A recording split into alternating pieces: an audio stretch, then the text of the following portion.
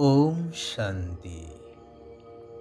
अविनाशी सृष्टि नाटकर रचयिता जन्म मरण चक्र ठारू ऊर्ध्वरे रहिला वाला निराकार अविनाशी परमात्मांकर श्रेष्ठ अविनाशी ज्ञान द्वारा अविनाशी राज्य प्राप्त करुथिबा अविनाशी आत्मा मानंकु एई कल्याणकारी पुरुषोत्तम संगम जुगर कल्याणकारी बेलारे अंतरर सहित शुभेच्छा शुभ अभिनंदन सुप्रभात सुस्वागतम।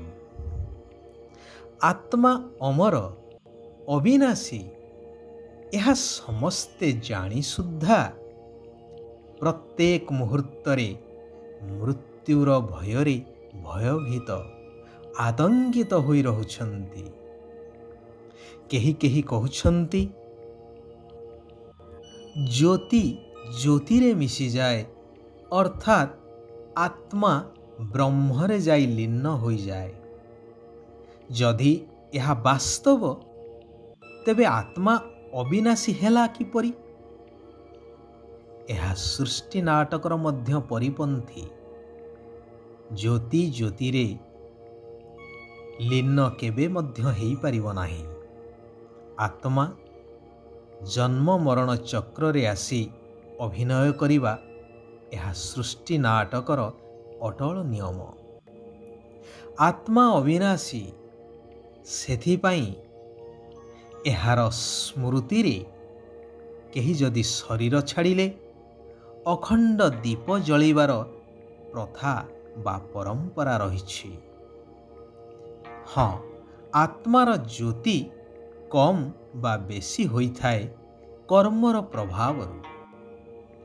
द्वापर जुगरु आत्मा निजर वास्तव स्वरूप को भूली जाई पांच विकार रूपी माया रावणर वशवर्ती होई निजर शक्ति को हरेई तेजहीन दीप भली सहारा खोजी चलीछि।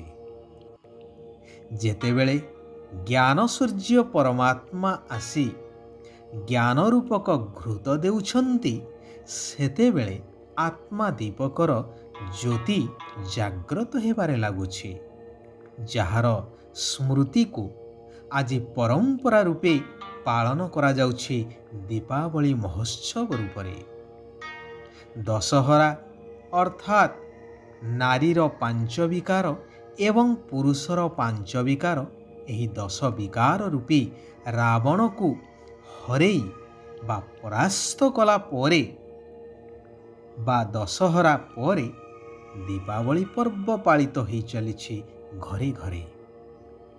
जेतेबेले एई धरा पृष्ठ संपूर्ण रूपे विकार शून्य बा माया शून्य होई जीव सेतेबेले प्रत्येक आत्मा सहित सारा तत्व मध्य पवित्र सतोप्रधान होई पवित्रतार ज्योति बा किरण चारिआडे विच्छुरित होई चलिब। सर्वगुण संपन्न 16 कला संपूर्ण संपूर्ण निर्विकारी अहिंसा परम धर्म मर्यादा पुरुषोत्तम होई सर्व आत्मा सर्व सुख शांति आनंद भोग करि चलिब। जहाकु कुहा जाए सत्ययुगी स्वर्ग राज्य, जेउठारे आत्मा दीपक सर्वदा जाग्रत होई तेजियान होई प्रकृति को मध्य निज अधीन रे परिचालित करिब। पांच प्रकृति दासी होई सर्व आत्मांकर सेवारे सर्वदा तत्पर रहिबे। आत्मा रूपक दीपकरे ज्ञान रूपक घृत को जेते जेते भरी चलिबा पवित्रता रूपक ज्योति सारा विश्व को अज्ञान अंधकारु मुक्त करी सुंदर सुखमय आलोकपूर्ण दुनिया बा सत्ययुगी स्वर्ग दुनिया रे ପରିବର୍ତ୍ତନ କରି ଚାଲିବ। ସେଥିପାଇଁ ଏହି କଲ୍ୟାଣକାରୀ ପୁରୁଷୋତ୍ତମ ସଙ୍ଗମ ଯୁଗରେ କଲ୍ୟାଣକାରୀ ପିତା ନିରାକାର ପରମାତ୍ମା ଶିବ ବାବା କହୁଛନ୍ତି, ହେ ମୋର ମଧୁର ଆତ୍ମିକ ସନ୍ତାନଗଣ, ଅମୃତ ବେଳା ବା ବ୍ରାହ୍ମ ମୁହୂର୍ତ୍ତରେ ଉଠି ଶିବ ବାବାଙ୍କ ସ୍ମୃତିରେ ବା ୟାଦ ରୂପକ ଘୃତ ଢାଳି ଚାଲ। ତେବେ ଆତ୍ମା ରୂପକ ଜ୍ୟୋତି ସର୍ବଦା ଜାଗ୍ରତ ହୋଇ ରହିବ। ବିଧାତା ବରଦାତାଙ୍କର ସନ୍ତାନ ହିସାବରେ ବରଦାନୀ ଶକ୍ତି ମଧ୍ୟ ଜାଗ୍ରତ ହୋଇଯିବ। ଭକ୍ତିରେ କହୁଛନ୍ତି କି, ହେ ଭଗବାନ, ମୋର ପିଲା, ମୋର ବନ୍ଧୁ ସମ୍ବନ୍ଧୀମାନଙ୍କର ବୁଦ୍ଧିକୁ ଖୋଲି ଦିଅ, ଭଲ ବୁଦ୍ଧି ଦିଅ। ହେଲେ ଶିବ ବାବା କହୁଛନ୍ତି, ଏ କାର୍ଯ୍ୟ ମୋର ନୁହେଁ, ଏହା ତ ତୁମ ବରଦାନୀ ସନ୍ତାନମାନଙ୍କର କାର୍ଯ୍ୟ ଅଟେ। ମୁଁ ଯେଉଁ ସତ୍ୟ ଜ୍ଞାନ ତୁମକୁ ପ୍ରଦାନ କରିଛି, ଯଦ୍ୱାରା ତୁମର ବୁଦ୍ଧିର ତାଲା ଖୋଲି ଯାଇଛି, ତୁମେମାନେ ମଧ୍ୟ ସେହି ଜ୍ଞାନକୁ ଅନ୍ୟମାନଙ୍କୁ ପ୍ରଦାନ କରି ସେମାନଙ୍କର ବୁଦ୍ଧିର ତାଲାକୁ ଖୋଲିବାର କାର୍ଯ୍ୟ କରି ସେମାନଙ୍କୁ ମଧ୍ୟ ସତ୍ୟଯୋଗୀ ସ୍ୱର୍ଗ ଦୁନିଆକୁ ଯିବାର ଯୋଗ୍ୟ କର। ଅର୍ଥାତ୍ ସମସ୍ତଙ୍କୁ ମୁକ୍ତି ଏବଂ ଜୀବନ ମୁକ୍ତିର ରାସ୍ତା ବତାଅ। ଗୀତରେ ଅଛି ନା, ଜାଗ ସଜନିଆ ଜାଗ, ତେରେ ସୁଖ କେ ଦିନ ଆୟା କି ଆୟା। ଏହା ବର୍ତ୍ତମାନର ଗାୟନ। ଏହି ଅଜ୍ଞାନ ଅନ୍ଧକାର ରୂପକ ରାତ୍ରିକୁ ଜ୍ଞାନାଲୋକ ଦ୍ୱାରା ଦୂର କର, ଜାଗ୍ରତ ହୁଅ। କାରଣ ଏବେ ଏହି ଦୁଃଖଦାୟୀ ପୁରୁଣା ଦୁନିଆ ସମାପ୍ତ ହୋଇ ତୁମର ସୁଖର ଦିନ ବା ସୁଖ ଦୁନିଆ ଆସୁଛି।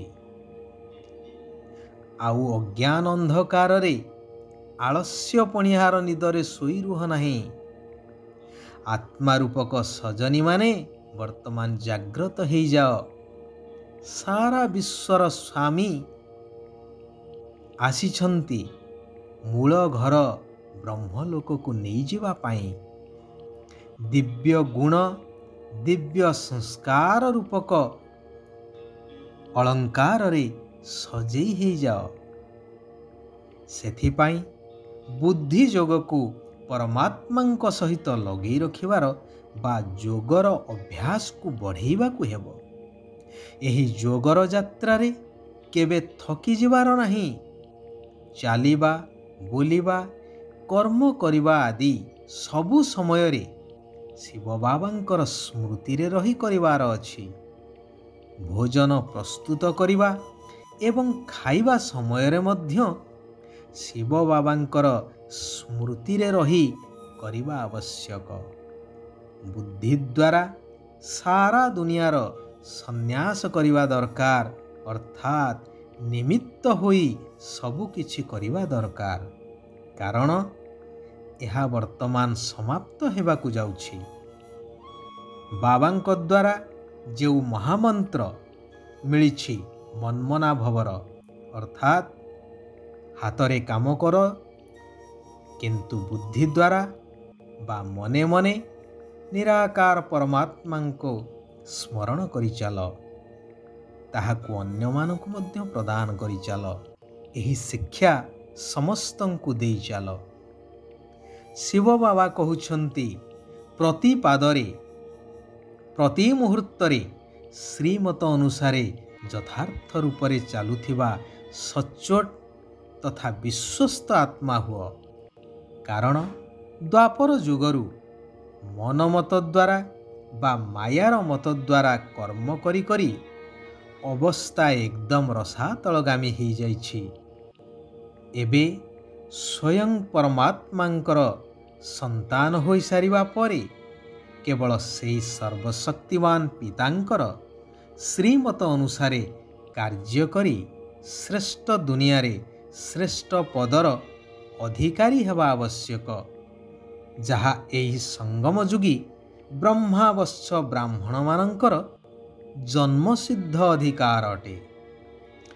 ସଚ୍ଚୋଟ ଆତ୍ମାମାନେ ଶାନ୍ତିର ଶକ୍ତି ଦ୍ୱାରା ସର୍ବଦା ଏବଂ ସ୍ୱତଃ ହିଁ ଚାଲିଥାନ୍ତି। ଯେଉଁଠାରେ ଚିନ୍ତା ଅଛି ସେଠାରେ ଶାନ୍ତି ରହିପାରିବ ନାହିଁ। ତେଣୁ ସର୍ବଚିନ୍ତା ଚିନ୍ତାମଣିଙ୍କୁ ଦେଇ ଦେଇ ନିଶ୍ଚିନ୍ତରେ ଶାନ୍ତିର ସାଗର ଶିବ ବାବାଙ୍କ ଚିନ୍ତାରେ ରୁହ, ତେବେ ନିରନ୍ତର ଶାନ୍ତିର ଅନୁଭବ କରିଚାଲିବ। ଓମ୍ ଶାନ୍ତି, ଓମ୍ ଶାନ୍ତି, ଓମ୍ ଶାନ୍ତି।